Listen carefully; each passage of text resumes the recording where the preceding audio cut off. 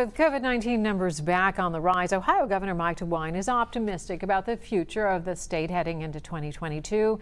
He says Ohio is primed for a big boom in economic development. Yeah, he sat down for a one-on-one interview today with Local 12's James Pilcher to outline the challenges still facing the state and his top priorities for the coming year.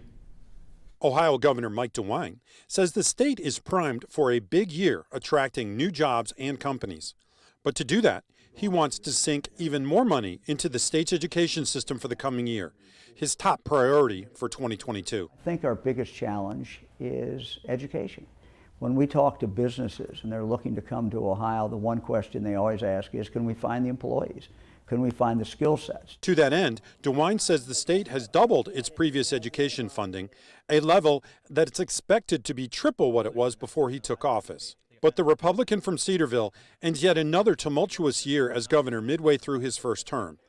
He's not only had to fight the ongoing pandemic, but also tussled with his own Republican Party members, some of whom actually called for his removal. I asked him this as he heads into the second half of his term and his own re-election bid. You've been a Republican for 40 years. Do you still find yourself aligned with the core values of the Republican Party at this point? Our core value in our administration is to focus on giving people opportunity. When I look at the Republican Party, I think historically that has been where the emphasis has been. You know, you talk about Ronald Reagan, talked a lot about opportunity. We are the country of opportunity. When it comes to fighting the pandemic, DeWine says overcrowding will soon come to hospitals in Southwest Ohio, much like it has hit the rest of the state. But his strategy is pushing booster shots for the nearly 3 million eligible statewide, rather than trying to convince those still unvaccinated to get their shots. We're in a perfect storm right now. We have 2.7 million Ohioans who are now due their booster shot.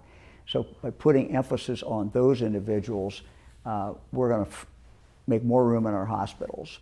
DeWine also said he has ordered the Ohio Department of Transportation to be ready to go as soon as possible once money is allocated for the Brent Spence Bridge project. That money will come from the $1 trillion infrastructure bill passed by Congress earlier this year.